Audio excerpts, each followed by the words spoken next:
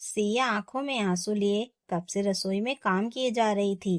काफी देर हो चुकी थी उसे रोते हुए, पर आंसू भी पूरे थे। अभी भी आंखों से हटने का नाम ही नहीं ले रहे थे। अपने पल्लू से अपनी आंखों के आंसुओं को पोंछते पोंछते आखिरकार घर के सभी सदस्य के लिए उसने खाना बनाया। तब तक ननद नंदिनी भी रसोई में आ गई और आते ही बोली, अगर आपका रोना धोना हो गया हो तो फटाफट खाना लगा दो। बाहर सबको भूख लग रही है।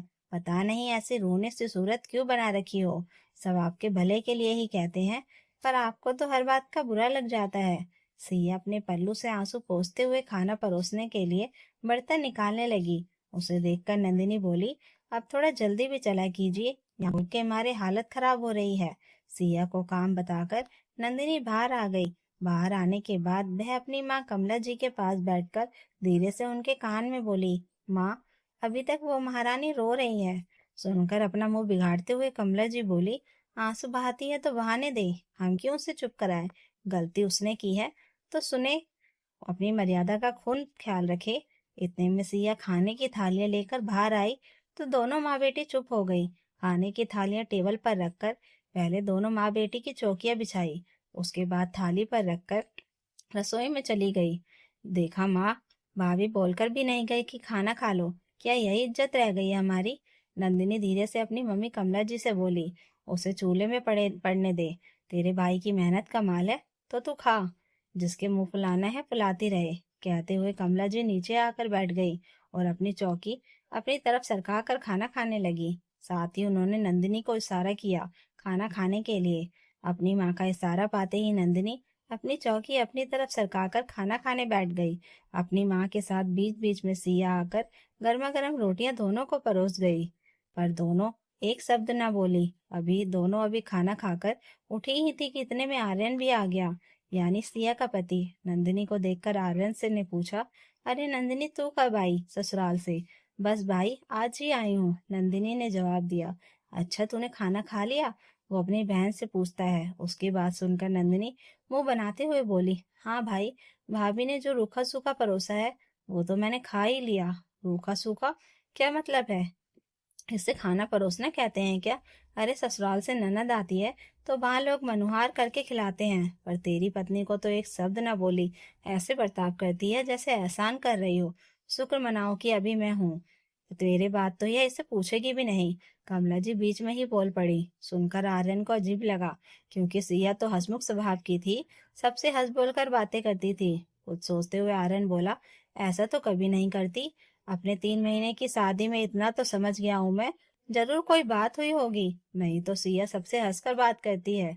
सच कड़वा होता है, पर सच तेरी पत्नी को बुरा लग गया। अरे शर्म आनी चाहिए, रिश्तेदारी में जा रही है तो कम से कम अपनी मर्यादा का तो ध्यान रखे। खाना देकर ऐसे टूट पड़ी जैसे जन्म भर भूखी हो। अपने घूंघट तक का ध्यान नहीं रहा उसे। 4 रिश्तेदारों में नाक कटवा दी हमारी। कमला जी गुस्से में अपने बेटे से बोली, मैं मान ही नहीं सकता कि उसने ऐसा कुछ किया होगा। उसका घूंघट गलती से गिरा होगा, वरना मैं कभी घूंघट घूंघट नहीं हटाती। मैं तो हमेशा उसे घूंघट हटाने के लिए कहता हूँ, पर आपकी खुशी के लिए मैं घूंघट कर लेती है, आर्यन ने अपनी माँ से कहा। लेकिन कमला जी से पहले ही नंदिनी बोल पड़ी, हाँ हाँ भाई, हम तो तेरी पत्नी के दुश्मन हैं, वह तो कभी गलत हो ही नहीं सकती। गलती तो हमेशा हमारी ही होती है। तुझसे तेरे ससुराल के निपटाने नहीं आए हैं और यहाँ आकर हमें घर में आग लगा देती है। बीच में आर्यन बोल पड़ा। आर्यन ने नंदिनी को डांटते हुए कहा, खबरदार, मेरी पत्नी को कुछ भी कहा तो आज अपनी पत्नी के लिए तो अपनी बहन को सुना रहा है, कल को मेरी बेटी को इस घर में आना बंद कर देगा। कमला जी गुस्से में अपने बेटे से बोली। बात बढ़ती देखकर कमला जी के पति शिवकांत जी बीच में आ गए। उन्होंने सबसे पहले आर्यन को कमरे में भेजा, फिर कमला और नंदिनी को समझाते हुए कमरे में जाने को कहा, पर कमला जी चुप होने का नाम ही नहीं ले रही थी। आखिर शिवकांत जी बोले, अरे भाग्यवान, क्यों बहू के पीछे पड़ी रहती हो? आखिर उसकी क्या गलती थी? वहां रिश्तेदारों के यहाँ आज खाना खाना था तो तुम दोनों माँ बेटी तो कुर्सी पर जमकर बैठ गई, अपनी पलेट तक उसे लगाने नहीं दी।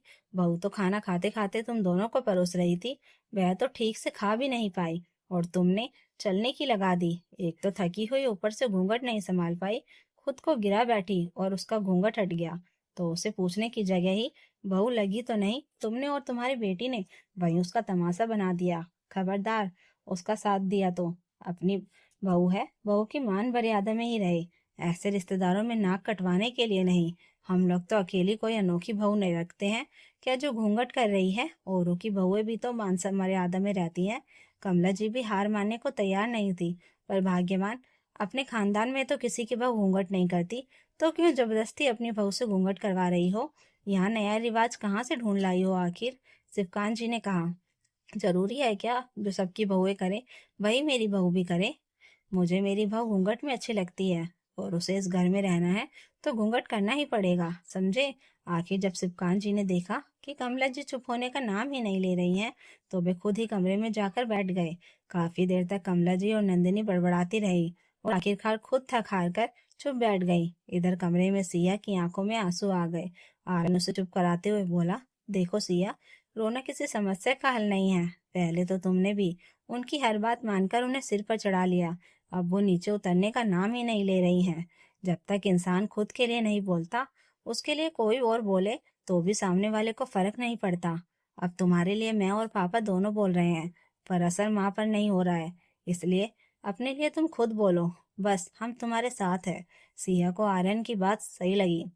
आखिर जब तक इंसान अपने लिए नहीं बोलेगा, तब तक उसकी कोई सुनेगा भी नहीं। 3 महीने पहले जब सिया शादी होकर इस घर में आई थी, तब तक इस परिवार में दूर दूर तक घूंघट का कोई रिवाज नहीं था, लेकिन उसके आते ही सास ने घूंघट का रिवाज लगा दिया।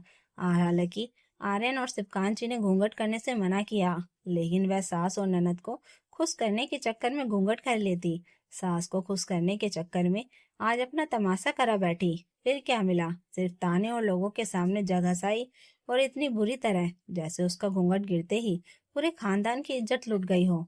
दूसरे दिन सिया सुबह उठकर अपने काम में लग गई। जब तक दोनों माँ बेटी उठकर आई, तब तक पूरा नाश्ता तैयार हो चुका था। दोनों जाकर नाश्ता करने बैठी तो सिया उनके लिए नाश्ता ले आई। उसे देखते ही कमला जी का पारा ऊपर हो गया, लेकिन उससे पहले वो कुछ कहती, सिया बोली, माँ जी, मैंने आप लोगों के लिए दोपहर का खाना भी बना दिया है, मैं शाम तक आ जाऊंगी। वह अपनी सास से बोली। सुनकर कमला जी एक पल के लिए तो बिल्कुल चुप ही हो गई, लेकिन तब तक नंदिनी फिर बोली, आज तो तेवर ही बदल गए आपकी भाभी के। ऐसे कहाँ घूमने जा रही हो, वो भी बिना घूंघट के, और माँ से इजाजत लेना भी जरूरी नहीं समझा। कुछ नहीं दीदी, बस बाजार तक जा रही हूँ शॉपिंग करने। वो क्या है ना, मैं और आर्यन ने डिसाइड किया है कि अब हम अपना ट्रांसफर बाहर ले रहे हैं, तो कुछ चीजों की जरूरत पड़ेगी, इसलिए सोचा यहीं से खरीद लूं। यह सुनकर कमला जी आग बबूला होते हुए बोली, अच्छा, तुम लोगों ने खुद ही डिसाइड कर लिया, एक बार भी हमसे पूछना ठीक नहीं समझा। घर में बड़े बैठे हैं और तुम लोग अपनी मनमानी कर रहे हो, यही संस्कार है तुम्हारे। और यहाँ बिना घूंघट के बाहर जाने की हिम्मत कैसे हुई तुम्हारी। हमारी इजाजत पर क्या बट्टा लगाना चाहती हो। माफ कीजिए माँ जी, पहले तो ये बताइए कि आपकी एक अकेली बहू के घूंघट में पूरे खानदान की इज्जत कैसे आ जाती है। और ये कैसी इज्जत जिसमें संस्कारों को नहीं देखा जाता, सिर्फ बहू के घूंघट को देखा जाता है। अरे, जिस बहू के चेहरे को देखने के लिए शादी से पहले पूरा खानदान आता है, शादी के बाद उसी बहू के चेहरे में ऐसा क्या हो जाता है जो उसे घूंघट से छुपा कर रखना पड़ता है। नहीं करना मुझे अब घूंघट, वह अपनी सास से बोली। और वैसे भी कल आपने कहा था ना कि घर में रहना है तो अपने अनुसार रहना पड़ेगा, तो मैं आपके इस नियम को मानने से इनकार करती हूँ। इसलिए हम अपना बंदोबस्त कहीं और कर रहे हैं। तुझे जाना है तो कहीं भी जा, मेरे बेटे को ले जाने की जरूरत नहीं है। तो जैसी घर तोड़ने वाली के साथ मैं अपने बेटे को रहने नहीं दूंगी, कमला जी बोली। पर माँ, उसके लिए मैं भी तो जिम्मेदार हूँ। आखिर सारी बात बिरादरी के सामने इसका हाथ पकड़ के मैं ही तो लाया हूँ। अचानक बीच में आर्यन बोल पड़ा, तो इसके लिए मुझे छोड़ देगा, कमला जी बोली। अरे, वो अपनी पत्नी का साथ दे रहा है, तो उसमें गलत क्या है। मैं भी तो तेरी मनमानी में चुप रह जाता हूँ। अचानक सिवकांत जी अपनी पत्नी से बोले। अब पूरे परिवार को एक तरफ देखकर कमला जी हैरान परेशान चुप हो गई। नंदिनी कुछ बोलने ही वाली थी कि सिवकांत जी ने कहा, बेटी, तूने अगर दोबारा इस मामले में मुंह खोला तो आज के बाद इस मायके का दरवाजा तेरे लिए बंद रहेगा। आखिर पूरे परिवार को एक तरफ देखकर कमला जी और नंदिनी दोनों कुछ भी नहीं कह पाई।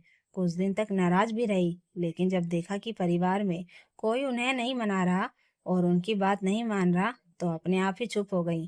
तो दोस्तों, अगर कहानी अच्छी लगी हो तो लाइक कीजिए, कमेंट कीजिए और हाई बटन दबाकर हमें और कहानियाँ लाने के लिए मोटिवेशन दीजिए और चैनल को सब्सक्राइब ज़रूर कर लीजिएगा। Thank you for watching.